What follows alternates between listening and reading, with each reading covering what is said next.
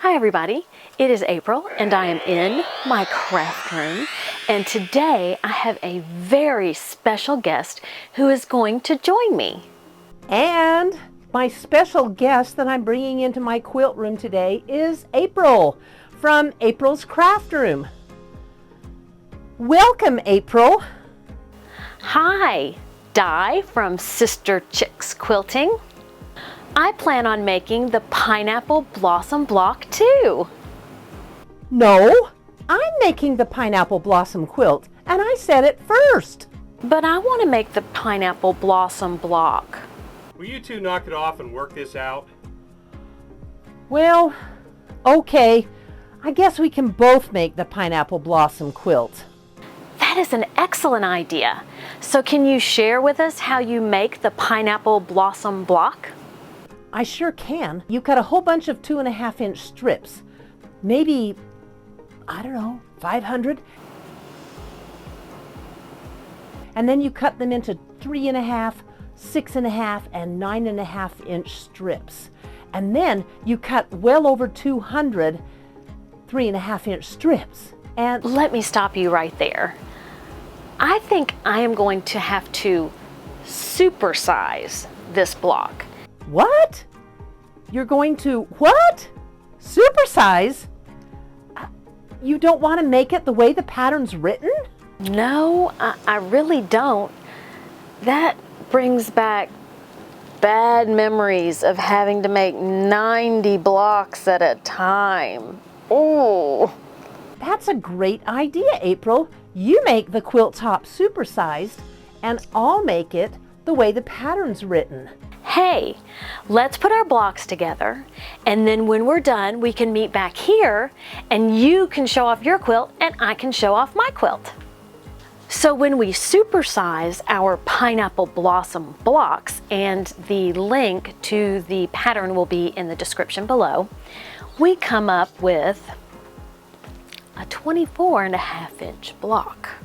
So I believe my quilt will consist of 6 of these. Let me show you how I make it. What I did was I chose a fabric that I wanted to use as the center of all my blocks. Now in the original pattern, you'll see that the center block and the snowball blocks are all the same. I am using white for my center and my snowballs, but my center is going to be different than my snowball pieces. So for my center, I found this fabric that I had in my stash, and I just couldn't resist the dogs and the cats with the flags, and so that will be the center of my block. And then I ran across some fabric that is all white on white, and they are stars, which I thought was quite appropriate. So that, and I'm hoping, I always struggle with whether or not you can see that. Hopefully you can see the white on white stars. From that point, and my center block is 8.5 inches. So I determined, after many calculations and ripping out stitches and trying again, that my strips need to be 4.5 inches. So I will take my 8.5-inch block, and I'm going to pick fabric that I want on either side of that 8.5-inch block. So I will cut my fabric. I've already cut it into 4.5-inch strips, so this is 4.5 inches. Now, what is beautiful about at least the first few cuts is my ruler is 8.5 inches wide. So I just need to cut off the selvage and then cut my ruler twice. So here I'm going to cut off the selvage.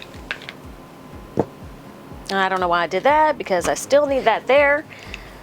And I'm going to cut 8.5 inches, and then I'll cut another 8.5 inches. I will take these to the iron. So now they are nice and ironed. So what I will do is I will add these 2 strips to either side of my center. Now, as you can see, my block has grown significantly, and I'm going to need longer strips. So what I've done is I've cut this pattern into a 4.5-inch strip, and now I'm going to need a 16.5-inch strip to go on the top and a 16.5-inch strip to go on the bottom.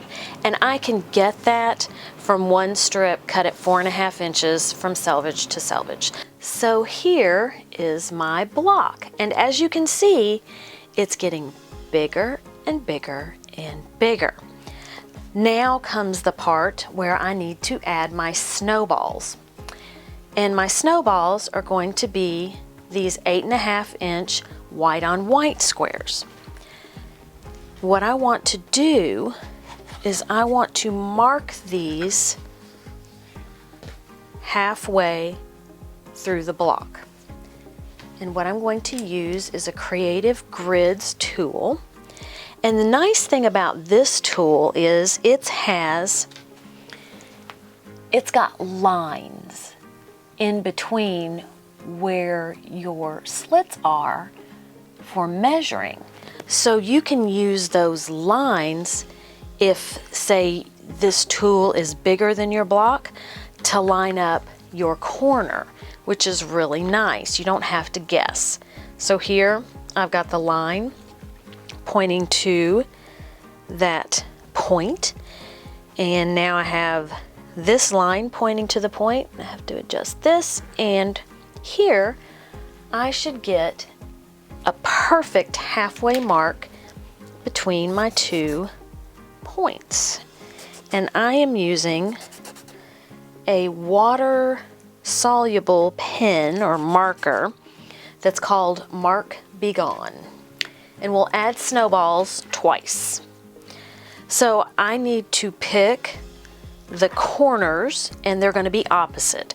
So if I pick this corner to put my snowball, then I will put the other snowball in this corner. When I add the rest of my borders, then I will also use the same corners to put my snowballs.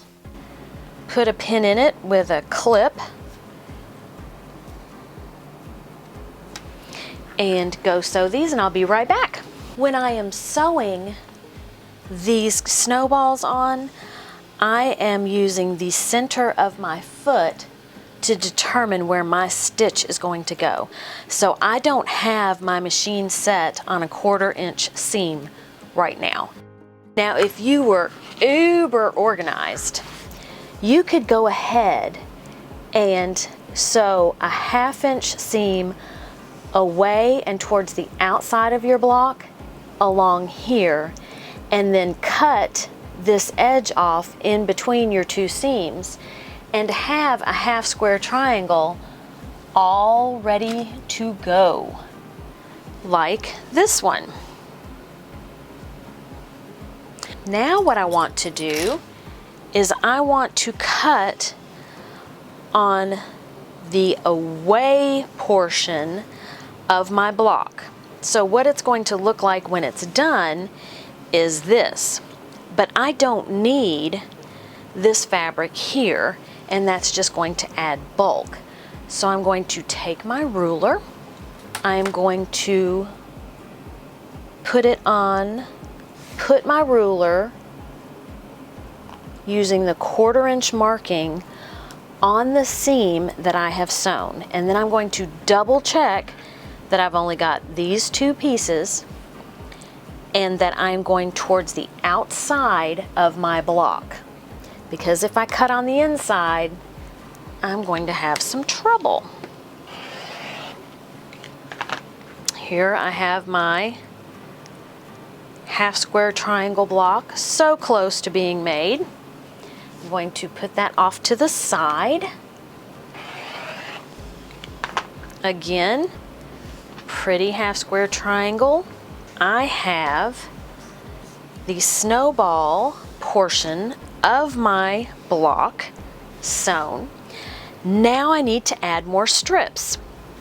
So the first 2 strips that I'm going to add are going to be 16.5 inches long. So on my other blocks, I've started with my 16.5 inches on either side. And the reason I'm being particular is because I have this fabric. I'm going to make it the top and the bottom of this block. I'm going to cut 16.5 inches of this fabric to go on the sides. So it's going to go here and here, and then 24 inches, I'm sorry, 24.5 inches of this to go on the top and the bottom. I have added the stripes to the side, and now I am going to add my flags. Okay, here we go. Okay, so this is the entire block, and I'm gonna have to kind of lift it up to get it in the screen. The only thing that we have left to do is repeat our snowballs, and then this will be done. So I will be right back. So here is my 24.5 inch block.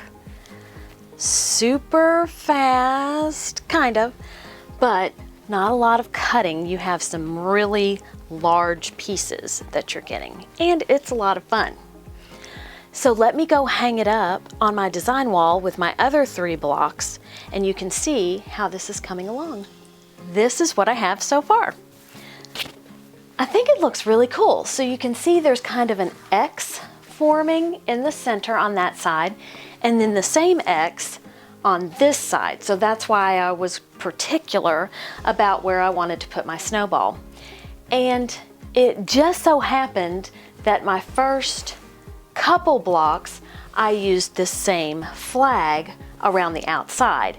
So that's when I decided, you know, instead of having a sashing in between, I'm just going to put this flag on the outside of all the blocks, and then this will kind of come together and this will kind of come together. I'm going to add that border, and I'll be back to show you the finished quilt. Di, do I still hear your sewing machine humming along? I'm almost done. Just give me a few more minutes. I've got to tell you, I do love that featherweight. Are you still sewing those itsy bitsy teeny weeny tiny rectangles and strips? While you're finishing up, I am going to show you all my quilt. And it's 4 blocks instead of the 6 that I was going to make it, but I think I'm going to put a border around it. But here it is.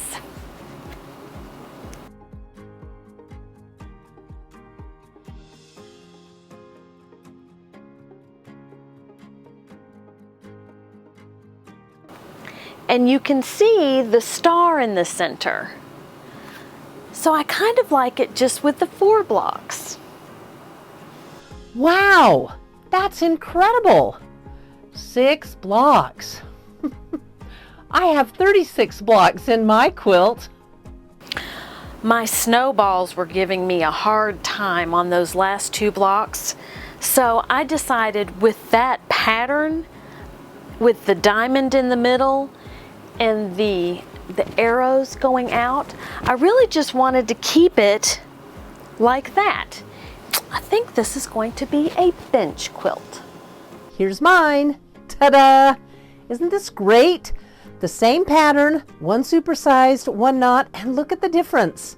My favorite part about the quilt is how these stars just pop out with the white, and it almost looks like cross hatching, but it's not. Such a fun, easy pattern. Definitely a beginner pattern, but boy, it doesn't look like it, does it? So 2 different looks, 1 pattern. And the link to April's video is going to be right down in my description. It's not below, I'll put it at the very first so you won't even have to open up the description, but check out her video too.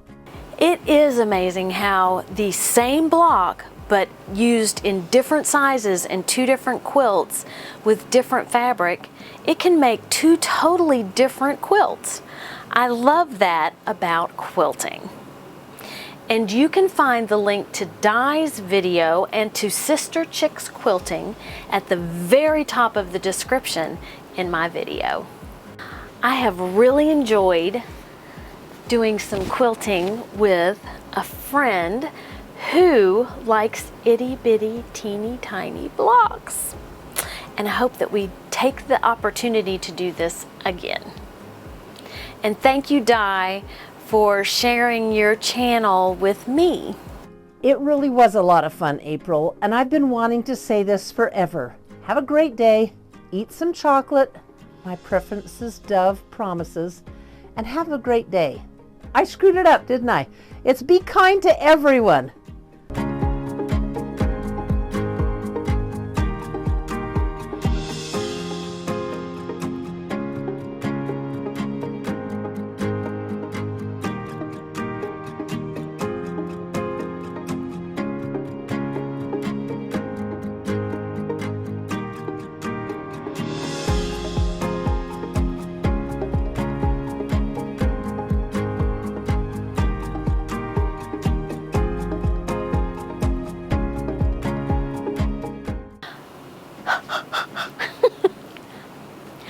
I plan on making the pineapple plot.